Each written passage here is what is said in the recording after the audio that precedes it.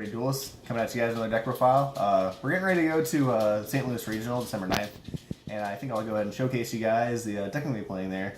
So I'm giving my opponents a little of the edge, but I figured it makes it a little more fun. So let's go ahead and get right into it. It's an updated Lair of Darkness Infernoid deck profile. So to start off, we're going to do 2 Nuku, 2 Dev. 2 of these, as I've stated in the other 2 videos, that 3 of these is too many. You don't want to open these.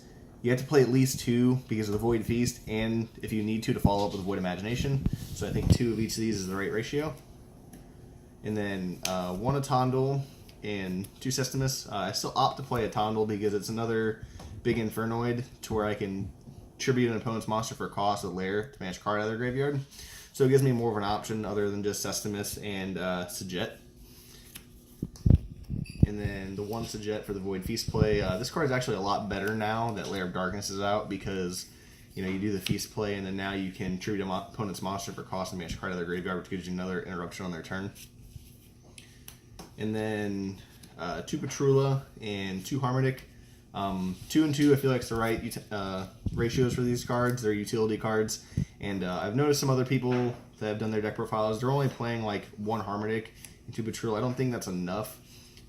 Because these guys help make Omega, and also if you need to, you can summon 1 Patrula, 1 Harmonic, and Decatron off of Void Feast, and that's really good because that also fuels your graveyard for big Infernoid plays. So I think 2 is the minimum for these. And then to round off the Infernoid monsters, obviously 3 are the best one in the deck, Decatron. And then the only Lair cards I'm playing monster-wise is 3 Arima. This card baits out stuff like Ash and things along those lines, and you want to see Lair of Darkness in this, so you got to play a playset of this. And then I'm still playing a small Lightsworn engine for 2 reasons. 1, this is a mill deck still. Like even though the monster count and the normal summon monster count is a bit higher in this build, you still need to mill those resources through the graveyard to get your Infernoid plays going, because you can't just win off of just the Void Feast play. You just shut your opponent down with a Void Feast play with Lair, but you need a follow-up play. So Raiden comes in with that, and then also he makes Omega easier. And now this is new right here, is the 3 Gamma and the 1 Driver. So I opted for these. I ended up taking out the 2 Call by the Graves and the 2 Burials. And the reason I opted for that is because, as I stated earlier, like depending on your hand, this card is semi-susceptible to Ash and Ogre. And so Gamma is the answer to that, because you Gamma and then make Omega and pass. Something I don't like about Gamma is there's a clause in Void Vanishment that after you discard and after it resolves, it's a resolution clause that you can't normal special summon monsters other than Infernoid monsters. So like if you activate Banishment and discard for cost and they activate Ash, you can still Gamma because the card hasn't resolved yet. So you can still Gamma and negate the Ash, but you can't follow up with the Omega. And that's the only thing I don't like about it. And I'm still playing Monster Gate and Reasoning, so that's another reason why I opted to play Gamma instead of something like Ash or Ogre or Veiler or Droll or whatever, because I'm only adding 1 normal summonable monster into the deck by playing Gamma, because Gamma can't be normal summoner set. So if you mill this card off of Monster Gate or Reasoning, you just keep going. And then that's it for monsters. 3 Lair of Darkness, best field spell in my opinion. This card really gets this deck going. I know there's like a bit of controversy in the Yu-Gi-Oh community. Some people arguing that like pure Infernoid is better because it's more consistent than Lair of Darkness. And I'm going to disagree with that. I feel like the Lair of Darkness build is better because this adds a control variant to the deck to where your opponent literally, like you keep them from playing the game. And in the way Yu-Gi-Oh is right now, the way the game is going, you have to be able to tell your opponent no to be able to do anything. As to where like the pure Infernoid build, you can still do stuff like play Void Feast and things like that. But Lair just outs problem cards in this deck, and it gives you control over the game state, which I feel like the deck needs. So that's why I like the Lair of Darkness build. And then triple Void Banishment. You need to play 3 of this card. You need to see Feast. And then 2 Imagination. The reason I opted to stay at 2 Imagination is because going first, which the way I like to play this deck is going first, this is essentially a dead card unless you have Feast and you can send it off Feast. This card essentially shines whenever you're going second and you OTK the opponent. So if you open like Void Imagination and any other monster, you're going to OTK the opponent, other than Gamma and Driver, but any other normal summonable or any Infernoid monster you can summon. If you have that in Imagination, you're going to OTK the opponent and you should win that game. But as I said, I play this deck to go first because I want to resolve Void Feast and shut the opponent out from playing the game, and then OTK them or just shut them down the next turn. So 2 of this is enough in my opinion. And then still playing 2 Raiden, so still 2 charge. Again, it's a mill deck. If you play charge and add Raiden, you're building 5 cards already. So, I mean, worst case scenario, I'm going to put some cards in graveyard and play some Infernoids, and then play, Lair of Darkness and go from there. And then for the 1-ofs, 1-for-1, obviously. Still playing Monster Gate and Reasoning.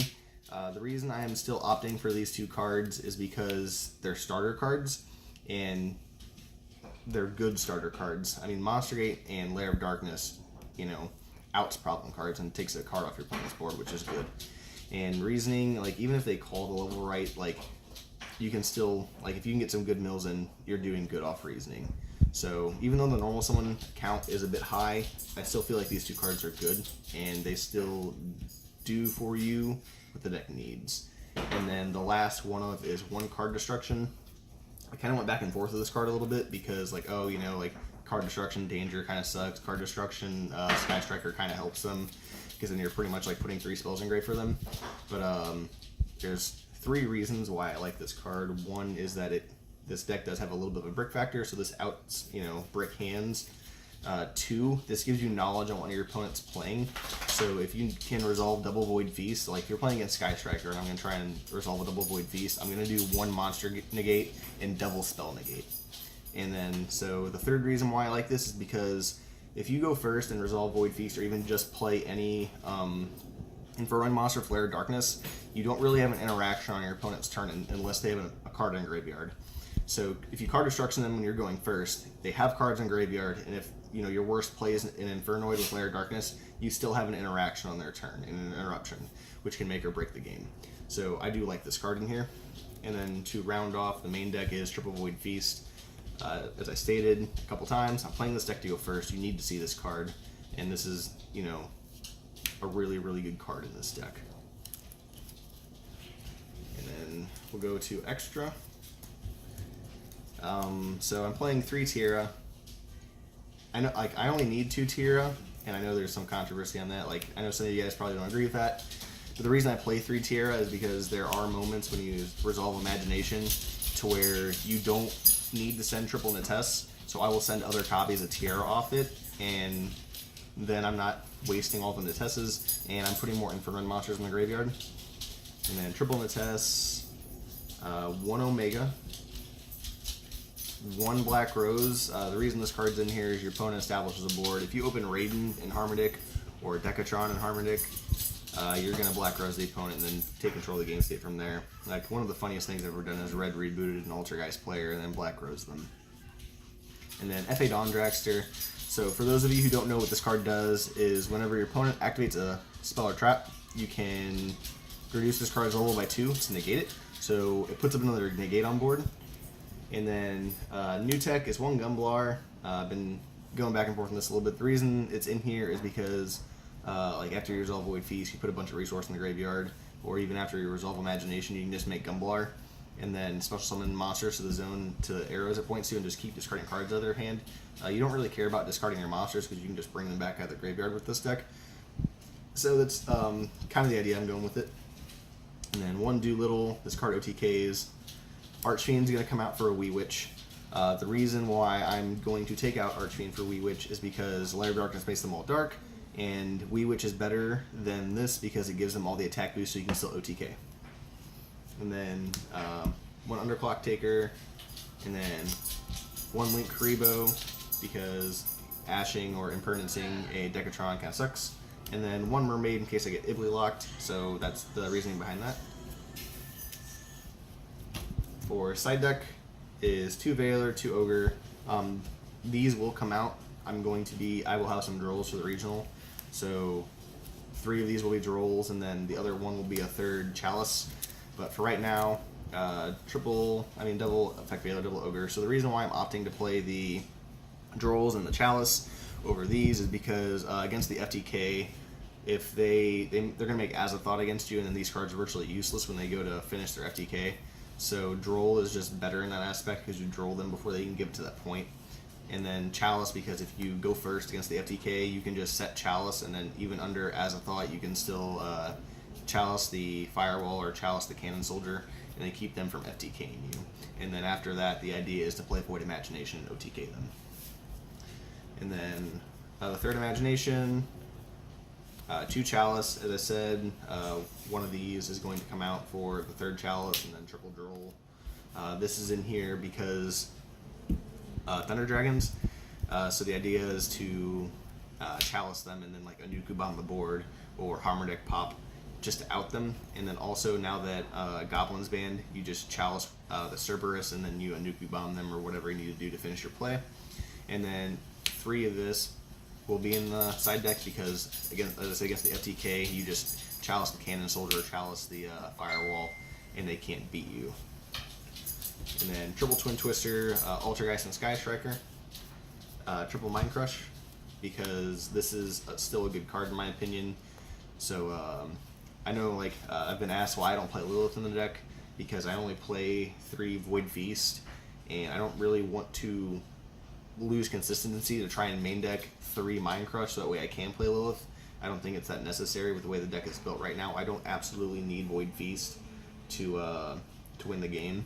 So I feel like having Mind Crush on the side is better than just trying to force the room for it in the main deck. And then double Red Reboot, because against Altergeist, this deck can kind of have somewhat of a hard matchup against Altergeist. I mean, you usually just Death Bomb their spells and traps, but you just Red Reboot them, and then you wipe their board, and you push their game after that.